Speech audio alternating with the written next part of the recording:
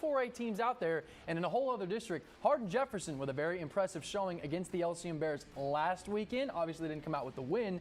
The Bears are finally healthy again, keeping their offense from only scoring 17 points, though. That speaks volumes. And this matchup against the Bridge City Cardinals, it's going to be extremely tough to score against this ridiculous defense. And hopefully they found out or they had an idea of where Abraham Munguia was all night, because that guy is a weapon. He's an X factor, and of course the key for HJ, I figure that they got to score early, no penalties, force some turnovers, or it could be a long night for the Hawks. Could they contain a Bridge City offense that has scored 35 or more points in 4 of their 5 games this season? Well, we got to check it out early on. Bridge City goes to work first. Hudson Hoffman, the swing pass to Ashton Summerall. He's going to rumble down the field, 33 yards. Ooh. First and goal at the 1-yard line. You know what that means?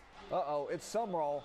You just talked about Abraham Munguia, going to roll to his left. How do you get wide open? Oh my gosh. He gets wide open for the touchdown, 7-0 Bridge City, and they are going nuts.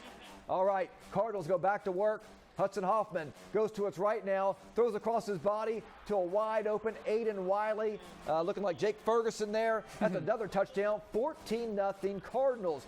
Bridge City back on offense. Hoffman going up top. Oh, it's picked off by the Corian Warren of Hardin-Jeff.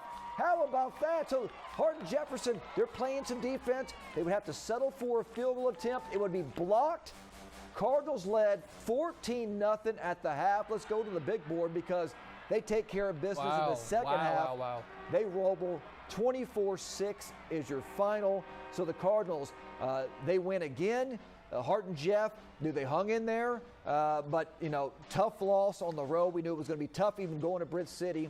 They're still a good team. I still think they're a playoff team, but Bridge City just too much to overcome tonight. Well, Bridge City just keeps the good times rolling, right? And now they get to go on and face a Livingston team, which is just not super competitive. Hardin-Jefferson, they now have to go face-to-face with Huffman. Huffman is a very good squad. That's going to be a good matchup. Very good squad. They're 1-1 so far in district play, but they're still a lot of great things. But Bridge City, after what kind of felt like you didn't really know where Bridge City was going to go this year, and when I talked to Coach Josh Smalley, you know, they had some young guys in the offensive line, guys that hadn't played a single snap of Texas high school football at all as far as the varsity goes.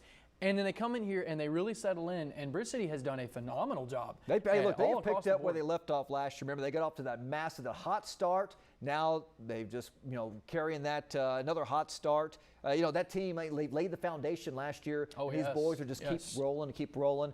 Could be a good year, but hey, it's a big win at home against a really good Hardin-Jefferson team. So now they just got to keep the momentum going. And HJ has plenty of time. HJ is a very talented squad, and they are not the same HJ team.